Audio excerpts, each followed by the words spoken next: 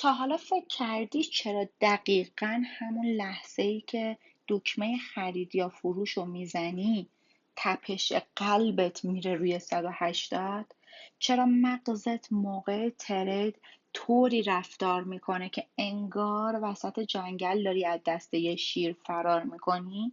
توی ویدیو قبلی یاد گرفتیم که واقعیت اینه که ذهن ما برای ترید کردن طراحی نشده. مغز انسان طی میلیون‌ها سال تکامل یک وظیفه اصلی داشته و اونم حفظ بقا و دوری از خطر بوده. وقتی که توی چارت قیمت ناگهان حالا یا ریزش میکنه یا بالا میره یا وقتی توی ضرر میری، بخش اولیه مغزت، همون آمیگدال مغزت فعال میشه که این بخش فرقی بین خطر جانی و ضرر مالی رو نمیفهمه. برای همین سه تا واکنش ناخودآگاه نشون میده. اولیش فریز شدنه که بازار دقیقا خلاف جهت تو مثلا حرکت میکنه، اما تو خشکت میزنه و فقط تماشا میکنی تا حسابت صفر میشه. یا فرار کردن یعنی چی؟ یعنی زودتر از موقع و با سود خیلی کم از بازار میای بیرون، چون ذهنت فقط میخواد از اون فضای پرتنش فرار کنه. اینو هممون تجربهش رو داشتیم دیگه و داریم در واقع.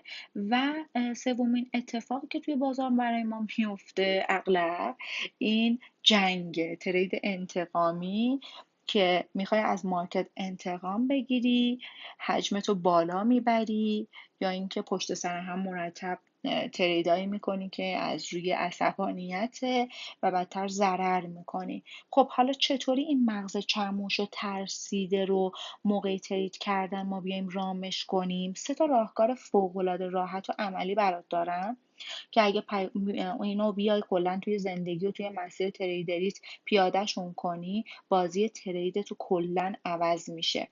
اولین تکنیک لیبل گذاریه که به این اسم گذاری روی حس هم میگن.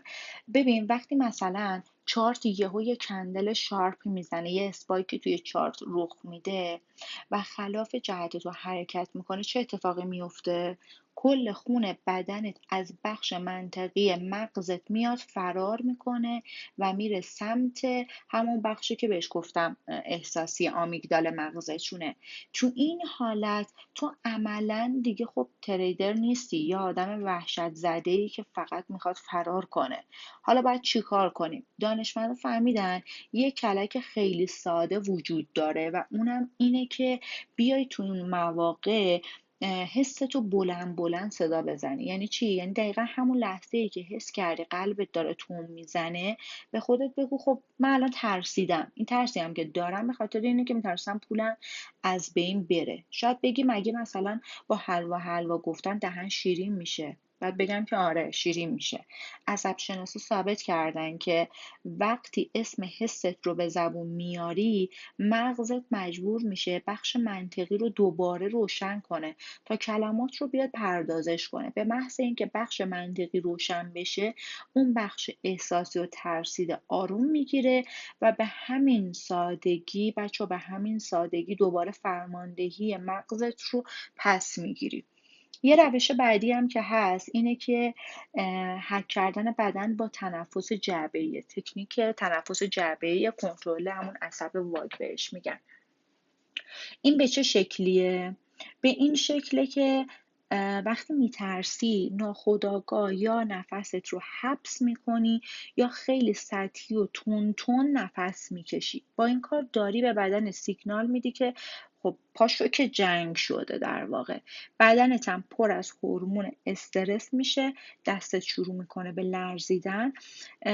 حالا تو این مواقع باید چیکار کنی؟ باید بدنت رو بیای و فریب بدی. چطوری؟ با همین روشی که الان میخوام اینجا بهتون بگم. بچه‌ها از این روش تکاورهای ارتش آمریکا وسط میدون جنگ برای حفظ خونسردیشون استفاده میکنن. پشت سیستم که نشستی دقیقا بیا عذرخواهی میکنم، دقیقا بیا این 4 تا روش رو امتحان کن.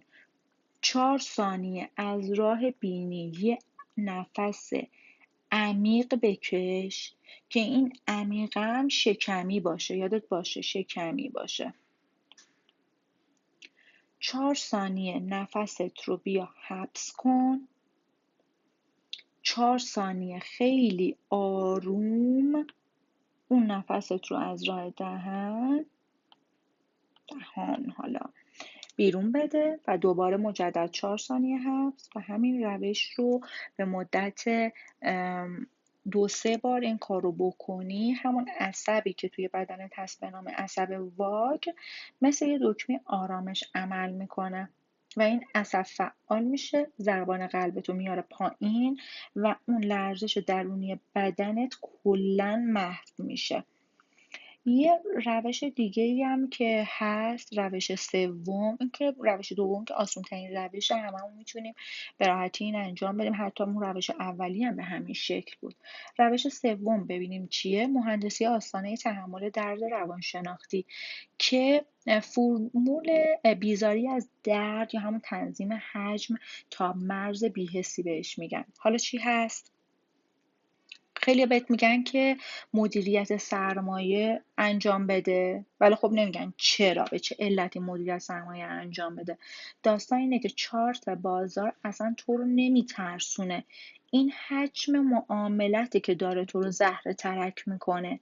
ببین هر آدمی یه آستانه تحمل درد داره. اگه طاقت تو اینه که کلا $5 ضرر کنی، ولی پوزیشنی که باز کردی، اگه استاپت مثلا استاپ تو پوزیشنی که باز کردی فاصله تا استاپ تو باشه $50، خب مسلما معلومه که اینجا دستت میلرزه، نمیتونی کنترل کامل داشته باشی و اصلا حالت بده. راهکار عملیش چیه؟ حجم تریدت رو اونقدر بیار پایین، بکنش مثلا 1/100 لات، یا اصلا برو سراغ حسابای دمو. این کارو که میتونی انجام بدی، اینقدر توی اون ترید انجام بده که به یه نقطه بی‌حسی عاطفی برسی. یعنی حجمی که اگه استاپت خورد اصلا برات مهم نباشه. وقتی توی اون حجم کم دستت روون شد و تونستی بدون ترس استراتژی تو دقیقاً مو به مو پیاده کنی، یعنی اینجوری مغزت یاد گرفته که بدون ترس ترید کنه. حالا مثلا باز یه بک‌تست بگیر ببین چه مدلیه، هفته ای چه میدونم $5 افزایش حجم بده، $10 افزایش حجم بده که یواش یواش ذهنت به عددهای بزرگترم عادت کنه بدون اینکه اصلا بفهمه داری حجم رو بالا میبری. و اینجوری میشه که شما به مرز بی‌حسی میرسی و عملا اون ترسه از وجودتون حذف میشه. و امیدوارم که براتون مفید باشه بچه ها. اینا 3 راهکار عملی برای جلوگیری از ترس ترید کردن بود که با هم یاد گرفتیم. اگه حس کردید که شما روش رو بلدید که میتونید تاثیرگذار باشه، ممنون میشم که کامنت بذاری و با بقیه شیرش کنی، بتونیم که همه کنار هم تو این شرایطی که داریم سریعتر رشد کنیم. ممنونم که تا اینجای ویدیو همراه من بودید. موفق و ثروتمند باشید. تا ویدیو بعدی، بدرود.